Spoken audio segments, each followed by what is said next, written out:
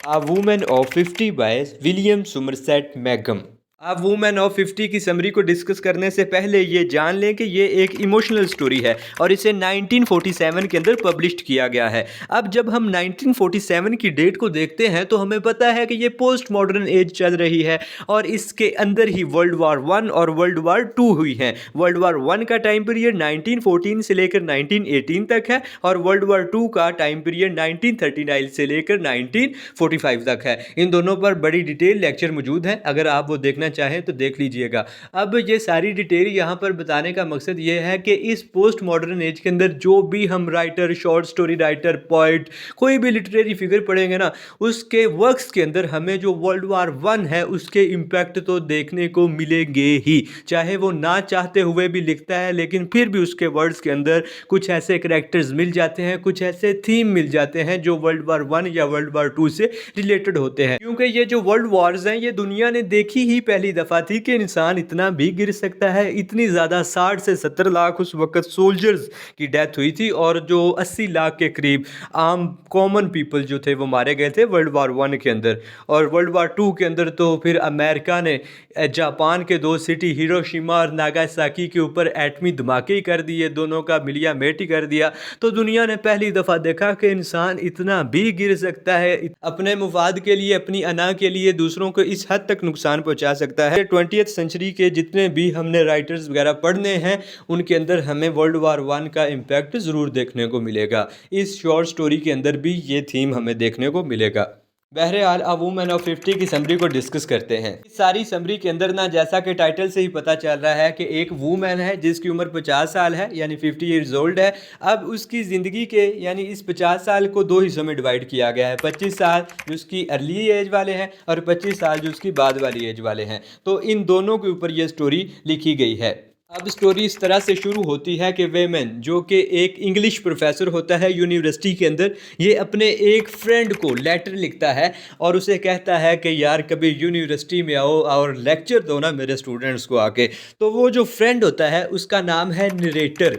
मतलब नरेटर तो बयान करने वाला होता है ना, उसे हमने अज्यूम्ड किया हुआ है क्योंकि इस शॉर्ट स्टोरी के अंदर भी ना उसका नाम कोई नहीं बताया गया। तो बार बार मैं अननाउन अननाउन कहूँगा तो वो भी अच्छा नहीं लगता। वो नरेटर है ना, उसे बुला रहा है कि आके आप भी हमारी यूनिवर्सिटी के अंदर आएँ और मेरे स्टूडेंट्स को लेक्चर दें कोई ना कोई आके मोरालिटी के ऊपर या जैसा भी। तो इसलिए उसने आके नरेट ही करना है ना, चीज़ों को बयान ही करना है, तो उसका नाम हमने एज्यूम्ड कर लिया है नरेटर। अब जब वेमेन का लिखा हुआ लेटर नरेटर तक पहुंचता है, वो इसे रीड करता है तो पहले तो वो थोड़ा इसी ना हेजिटेशन सी फील करता है कि क्या जाना यूनिवर्सिटी में लेक्चर देने। लेकिन जब वो लेटर को पढ़ता है वो कहता है चलो चले ही जाते हैं, फ्रेंड है पुराना अपना। तो वो हामी भर देता है कि ठीक है जी मैं आऊँगा आपकी यूनिवर्सिटी लेक्चर देने के लिए। अब हमारे इंग्लिश प्रोफेसर साहब जो हैं वेमेन, इनका फ्रेंड नरेटर, ये पहुंच जाता है यूनिवर्सिटी लेक्चर देने के लिए। और ये ना घर से जाते वक्त सोचता है कि क्या यूनिवर्सिटी में बच्चे ही होंगे, बस उन्हें जाके कोई बातें बूतें सुना दूंगा मोरालिटी के ऊपर और वाह वाह हो जाएगी। तो इतनी कोई खास ना तैयारी प्रिपरेशन वगैरह करके कोई नहीं जाता। तो जब ये यूनिवर्सिटी पहुंचता है ना और जब स्टूडेंट्स को देखता है तो वो काफ़ी एज्ड, मतलब अच्छी भली उम्र के वो बंदे बैठे होते हैं। तो वो बेसिकली स्टूडेंट्स नहीं होते, वो सारा यूनिवर्सिटी का जो टीचिंग स्टाफ होता है ना वही बैठा होता है। उसके अंदर स्टूडेंट्स भी कोई ना कोई बैठे होते हैं। जिस तरह से हमारी यूनिवर्सिटी के अंदर कोई फर्स्ट सेमेस्टर के स्टूडेंट्स होते हैं और कोई 8th सेमेस्टर के स्टूडेंट होते हैं। अब फर्स्ट और 8 वालों के दरमियान काफ़ी ह्यूज डिफरेंस मौजूद है। वो भी टीचर्स ताकि पहुँचे पढ़े होते हैं कि यानी 8 को क्लियर करने के बाद वो कहीं ना कहीं जैसे मर्जी टीचिंग वगैरह कर सकते हैं। तो इसी तरह से कुछ टीचर्स बैठे होते हैं क्लास के अंदर, कुछ स्टूडेंट्स भी बैठे होते हैं। तो जब ये नरेटर जाता है ना लेक्चर देने के लिए तो ये देखता है ये तो सारे अच्छे भले एज्ड के बंदे बैठे हुए हैं पढ़े लिखे। तो फिर ये अपने फ्रेंड वेमेन से कहता है कि मैं आज लेक्चर देने के मूड में तो नहीं हूँ, चलो फिर भी ना इनफॉर्मल चैट कर लेते हैं। यानी ये कुछ अपने बारे में बताएं, मैं कुछ अपने बारे में बताऊंगा, दोनों तरफ से डिस्कशन जारी रहे। तो इसे कहते हैं इनफॉर्मल चैट। तो ये कहता है वो कर लेते हैं। तो पहले तो जो इनके फ्रेंड वेमेन इंग्लिश प्रोफेसर हैं वो कहते हैं अच्छा लेक्चर नहीं देना। तो वो कहते हैं ठीक है इनफॉर्मल चैट कर लेते हैं। तो वो इनका इंट्रोडक्शन करवाते हैं कि ये मेरे दोस्त हैं, यानी कि नरेटर साहब का इंट्रोड्यूस करवाते हैं पूरी क्लास के साथ और कहते हैं कि ये हमारे साथ इनफॉर्मल चैट करेंगे। तो नरेटर और जितना भी वो टीचिंग स्टाफ और स्टूडेंट्स मिलकर बैठे होते हैं वो इनसे क्वेश्चन पूछते रहते हैं, ये उनके आंसर देता रहता है, कुछ ये उनसे पूछता है वो उनके आंसर देते रहते हैं। तो टाइम अप हो जाता है, नरेटर कहता है अच्छा ठीक है चलो अब हम चलते हैं। तो वेमेन और नरेटर ये दोनों क्लासरूम से निकलने ही लगते हैं कि एक 50 ईयर्स ओल्ड यानी 50 साल की औरत, लड़की तो नहीं कहूँगा अब मैं, जहाँ पे 50 साल उसकी एज है, वो ना बड़े ध्यान से उठती है और बड़ी स्लोली सा चल के आके ना नरेटर का हाथ पकड़ लेती है, बड़ा सॉफ्टली सा। ये स्टोरी के अंदर लिखा हुआ है, अपनी पास से नहीं मैं कह रहा, सॉफ्टली से वो जो नरेटर है उसका हाथ पकड़ लेती है और उसे कहती है कि हम दूसरी दफ़ा मिल रहे हैं। नरेटर उसकी तरफ देखता है, 50 साल इसकी उम्र है। तो नरेटर रिजेक्ट कर देता है और कहता है कि मुझे तो नहीं याद हम पहले कहाँ पे मिले थे। तो इतने में वेमन जो कि इंग्लिश प्रोफेसर है, नरेटर का फ्रेंड है, वो बोलता है कि ये मिसिस ग्रीन है, ये कोई यहाँ स्टूडेंट नहीं है बल्कि ये हमारी यूनिवर्सिटी के अंदर एक लेक्चरार हैं, ये भी इस यूनिवर्सिटी के स्टाफ का हिस्सा हैं। तो फिर जो होता है नरेटर वो थोड़ी सी से तवज्जो देता है कि ये भी एक टीचर ही है, यूनिवर्सिटी की लेक्चरार है। तो मिसिस ग्रीन कहती है कि वेमन अपने दोस्त यानी नरेटर को लेकर आए ना कल हमारे घर डिनर पे। तो वेमन कहता है जी ज़रूर, हम कल को डिनर पे पहुंचेंगे। तो अब तो लेक्चर ओवर हो चुका है, इजाज़त दीजिए। तो वेमन और इसका फ्रेंड ये दोनों वहाँ से क्लास को लीव करते हैं और चले जाते हैं। नरेटर अपने फ्रेंड वेमन के पास ठहरता है। जाहिर सी बात है जब वेमन ने उसे इनवाइट किया है तो अपने पास ही ठहराएगा ना, और कहाँ वो यूनिवर्सिटी के अंदर डेरे डाल ले। तो वेमन के पास ठहरता है और वेमन कहता है कि आपके सोने के लिए हमने ऊपर कमरा सेट कर दिया है। और जब ये कमरे को देखता है तो इसे कोई ख़ास पसंद नहीं आता, लेकिन बेड वगैरह लगे होते हैं अच्छी तरह से। तो ये कहता है कि ठीक है, मैंने कौन सा यहाँ पे पका पका रहना, बस ठीक है जैसा भी है। अब नरेटर साहब बेड पर लेट जाते हैं और फ्लैशबैक में चले जाते हैं। ज़्यादा फ्लैशबैक में नहीं जाते, बस वो क्लासरूम वाले के फ्लैशबैक में कि यार 50 साल की वो लड़की थी मिसिस ग्रीन, लड़की नहीं थी सॉरी, यार 50 साल की औरत थी और आके उसने मेरा हाथ पकड़ लिया और वो कह रही थी कि हम दूसरी दफ़ा मिल रहे हैं। तो ये कौन है, ये कौन है? तो ये ना सोच रहे होते हैं वो, तो उसे यकदम से सोच आती है, ओ ये तो लारा है, ये मिसिस ग्रीन कैसे बन गई है? अब ये मिसिस ग्रीन को लारा क्यों कह रहा है, और लारा कह रहा है तो क्यों कह रहा है, और ये मिसिस ग्रीन पहले लारा थी तो अब मिसिस ग्रीन कैसे बन गई? ये सारी चीज़ें हमें अब इस नरेटर नहीं बतानी है, तो गौर से सुनते जाइएगा। बेड पर लेटे हुए नरेटर को सारा कुछ याद आ जाता है और वो बताता है कि फ्लोरेंस एक जगह का नाम है, वहाँ पर ये अपने एक फ्रेंड कॉलोनल हार्डी के पास रुका था और वहीं इसकी मुलाकात हुई थी लारा से। अब ये याद रखिएगा कि इसने 1 मंथ का स्टे किया था अपने दोस्त कॉलोनल हार्डी के पास और वहाँ ही इसकी मुलाकात हुई थी लारा से। अब मिसिस ग्रीन बन गई है ना, इसका नाम पहले था लारा। अब लारा से मिसिस ग्रीन तक ये किस तरह से आई है, वो तमाम चीज़ें ही हमने डिस्कस करनी है। और नरेटर बताता है कि आज से तकरीबन 25 साल पहले, जिस तरह से मैंने शुरू के अंदर बताया था कि एक वूमेन की जो 50 साल ज़िंदगी है उसे 2 हिस्सों के अंदर डिवाइड किया गया है, 25 साल पहले वाले और 25 साल बाद वाले, और बन गई द वूमेन ऑफ 50।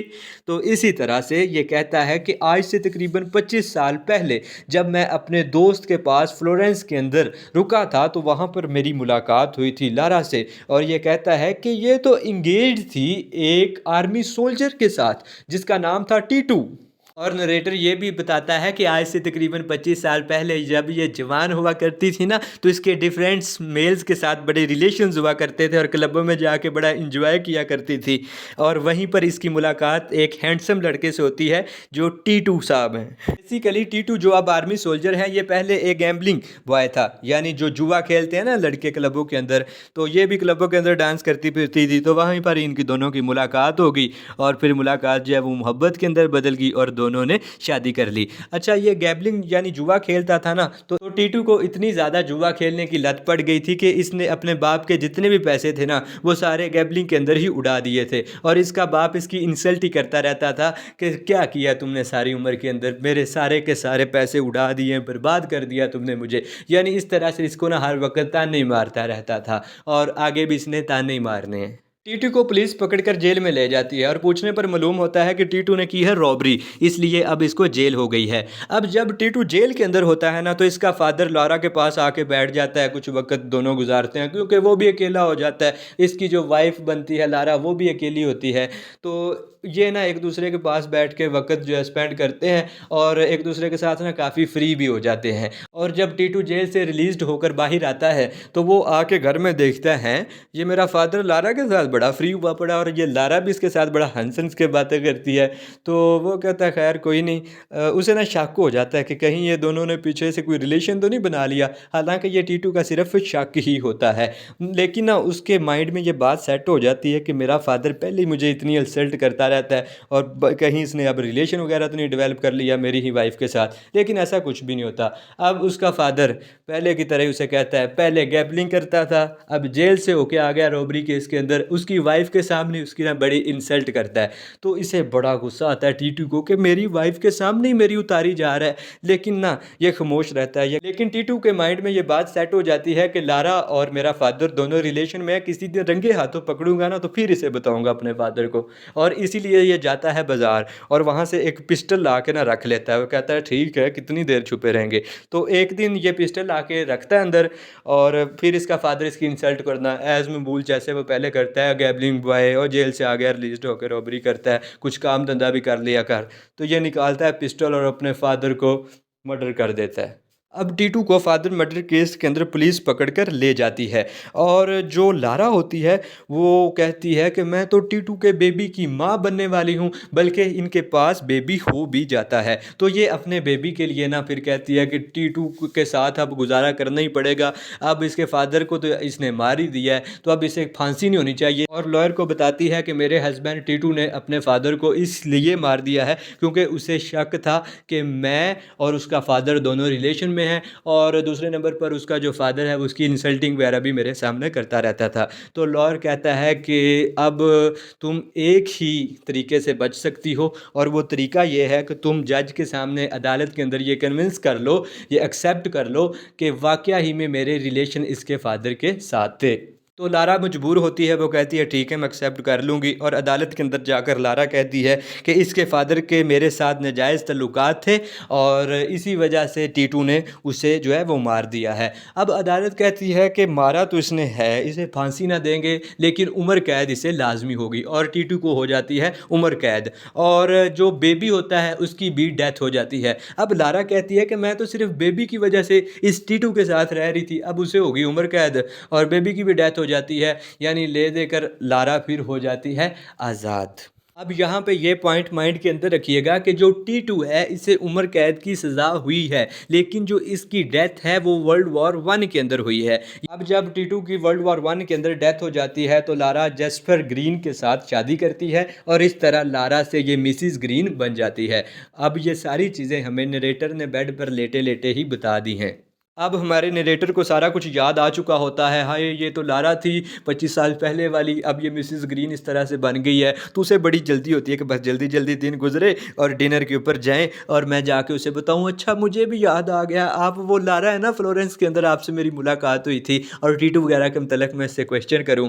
और जब रात होती है तो इसका फ्रेंड वेमेन और नरेटर ये दोनों जाते हैं मिस्टर जेस्पर ग्रीन के घर, यानी मिसिस जो ग्रीन है इनके हस्बैंड का नाम है जिनके साथ इनकी सेकंड मैरिज हुई है।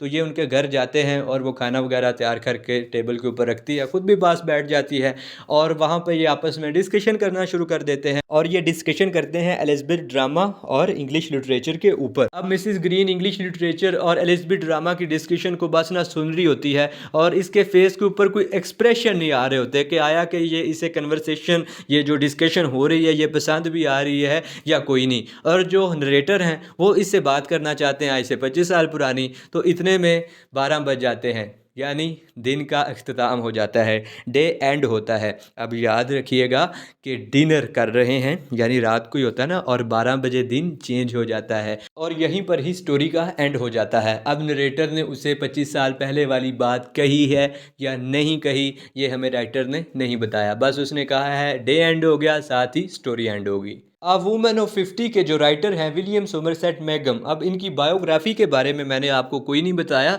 क्योंकि इनकी बायोग्राफ़ी ना काफ़ी लेंथी है। अगर मैं उसे इस शॉर्ट स्टोरी के साथ ऐड करता तो लेक्चर बहुत ज़्यादा लंबा हो जाता, इसलिए इनकी बायोग्राफ़ी के ऊपर एक अलहदा से लेक्चर अपलोड करेंगे। उम्मीद करते हैं कि आ वुमेन ऑफ 50 से रिलेटेड बहुत सारी चीज़ें आपको क्लियर हो गई होंगी। नेक्स्ट लेक्चर में इनके राइटर की जो बायोग्राफ़ी है उसे डिटेल के साथ डिस्कस करेंगे। तब तक के लिए इजाज़त दीजिए। अल्लाह हाफिज़।